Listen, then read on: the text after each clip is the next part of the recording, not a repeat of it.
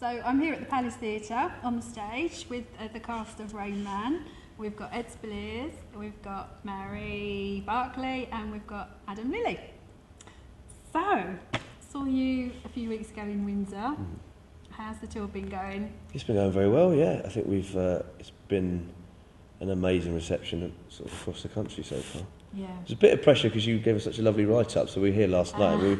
Matt and I were saying, we've got a barnstorming write-up from Kim, so we could be... This lot are going to be sitting here last night going, come on, wow us then. Yeah. The trouble is, you had me like completely gushing afterwards. Yeah. So, how was last night for you guys? Great. It was great. It was really well received. We packed out, wasn't it? And we've had... The thing is that over the last month, we've had some really lovely audiences.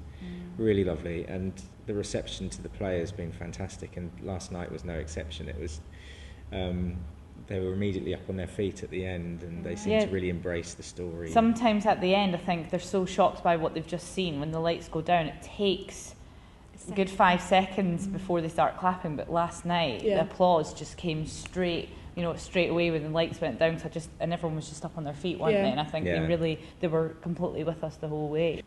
Yeah, it's an incredible performance, and also with yourself, this is like your stage debut as well. Yeah, it is. He's doing all right. It's okay. It's going all right. Yeah. They've given you some tips, have they? Oh yeah. Lots and lots. He's learning everything from us.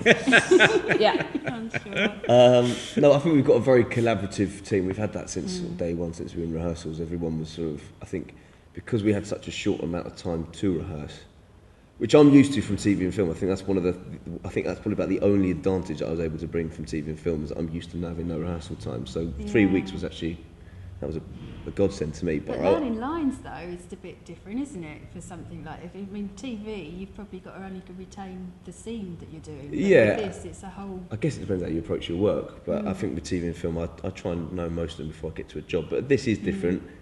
But I also think, weirdly, the scenes that are hardest to learn are when you have the least amount to say, or if it's the bitty bits. Stuff when you've got long bits to say, long speeches or anything like that. Normally there's a story being told, or there's something going on in the language that allows you to get your head around it a lot sort of more readily. That was something that was interesting actually about the first read through, seeing Ed's obviously done a lot of TV, seeing how he prepares for that first read through. He'd obviously prepared a lot, because that's what you have to do in TV, and it was amazing, because we did have this before we'd even got up on our feet to do any kind of rehearsing. We did just sit down and read the play, and it was great to listen, obviously to listen to the play as to how it was going to be. And we had the opportunity to obviously hear Ed and Matt go through the script. And I just remember sitting there going, oh my god, they're really on it. I better go home and do some work. And it was fantastic, because the two of you had such a good connection even in that first read through. And it was really exciting to sort of sit and listen to that. It makes me feel excited just thinking about that. That was. And it was almost like you were hitting the ground running, and you just had the characters there, and you were just ready to just get up and do it. It was brilliant. So how do you find your character then? What's your way of doing it? I can't tell you that. He doesn't know. I haven't got a clue. He doesn't know. I haven't got a clue. Because when you go to drama school. And I know you do, which is why I was asking you, because it's kind of, like you guys, obviously you've been to drama school, and they teach you how to find a character or find a way of getting into something that you can give to your character, don't they? I always think there's a lot of pressure sometimes, or actors can put a lot of pressure on themselves to find something instantly. And especially if you're in the rehearsal room, you've got to treat the rehearsal room as just being a place where you can play around and just experiment. But even then, when you're out of the rehearsal room and you're on stage, there are still things, we're 6 weeks into the tour, and there's still things, I'm speaking on your behalf here, I don't know, but you still you'll play a scene, and then just spontaneously you'll find something that you didn't discover, and you just think, oh wow, that really works. And so I don't think you ever stop discovering a character or creating a character. I think it kind of evolves, and that's why it's really good having an opportunity to do something like this, where you're doing it 8 shows a week for however many weeks we're doing, because I think you're constantly growing and growing and growing. So, and plus you're getting the reaction from the audience that you don't get in a rehearsal room as well. And you get the response and you feed off the audience as well, and that can also have an effect as well. So I think when it comes to creating characters, it's like it's a constant thing rather than just having this final product when you do the first night. You're still discovering things about completely. Charlie. I think that's one of the beauties I'm enjoying the most, is that every night is different. I mean, I like to try, I think we've got a company here who are up for things being thrown around and trying to work new ways and find new ideas. I think Adam's right. Because some of the time, when you're having to work at such a frenetic pace in a rehearsal period, you haven't actually got the time to process every beat that might happen, and it will be because of audiences. But it's also, I think, you go on your own voyage of discovery, and a character evolves anyway as you understand it. And one of the luxuries of theatre is, rather than TV or film, I don't want to keep using the analogy, but TV and film, you can't go back and go, because the amount of times I've left set and gone, oh, I wish I'd done it like that. Here I can. The following night I can go, right, well, I wanted to do it like this, I'm going to try it like this tonight. It may work, it may not. The other beauty is you've got 2 hours of an evening where if something that you wanted to try didn't quite work, you can come back to something that really is working later on. But I think in terms of character and finding it, I think it's an ongoing process. I think for me it's all about finding the truth, and however you can relate to the truth. I think for me, I have to personalise it. It doesn't just, otherwise it can't sit with me unless I can find a way of it. Me being able to relate in some way. That doesn't mean that if I play I'm not saying Charlie's, I said borderline sociopathic, but he's very egotistical. But I have to try and find a way of relating to why would he be like that? What in my life would make me feel like this way? What in my life would make me feel deeply, have a huge hatred towards my father? Not necessarily my own father, but how can I respond to that? Because I feel you've got to do that. I mean, people don't always think you have to go into yourself. It's not about going into yourself. I think the two powerful tools we have as actors are imagination. But that's the huge key we have, and you see it in children all the time. And I think it's just a case of trusting that imagination and finding a way of personalising wherever you can. That's what kind of works for me, or I think works for me. Maybe it doesn't, but.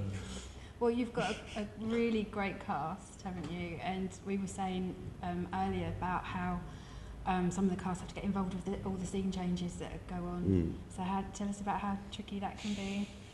You've just got to trust each other and work as a team, because there's no other way of doing it. To make it so slick, it's about being prepared before you go on, and not just running up and doing it and coming back. It's about being in the wings and being ready and knowing who's going where, when, and really working as a team, because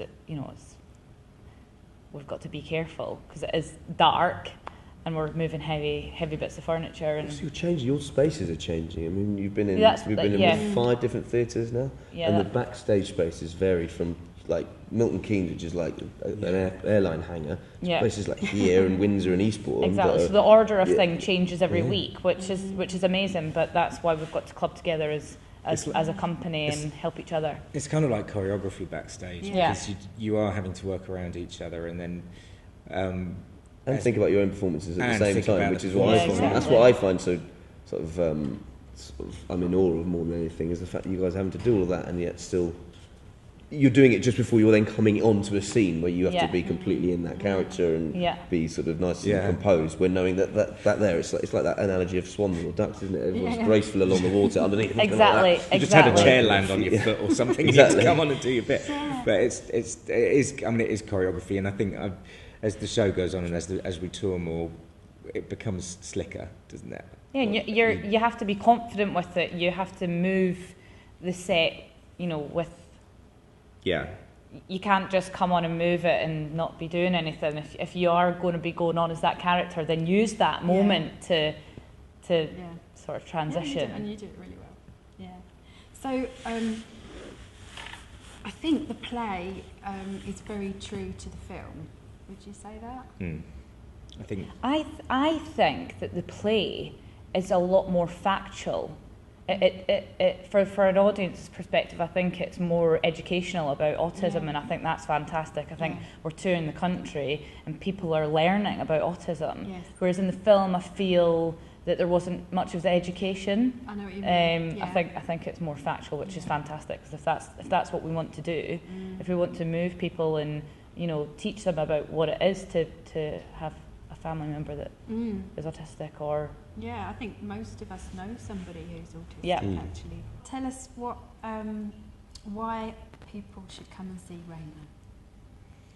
I think people should go and see Rayman because it's a very entertaining night out at the theatre where you hopefully laugh, cry, enjoy yourselves, but it might teach us all a thing or two about tolerance and acceptance. Good answer. Yeah, his answer. Yeah, I think that's all of that. Absolutely. Yeah. All of that. Plus set to some really good 80s music. Oh, who doesn't love a bit of REM? I mean, bit of REM, bit of U2. Love a bit of REM. I love him. Yeah. So, yeah, come and support us and have a great time. Yeah. Thank you. Well, it's been lovely to Thanks. meet you all again. lovely to see Yes, you. lovely to see you. Enjoy the rest of the run. Thank you very very much. And thank you for writing such lovely things about us as well. Yes.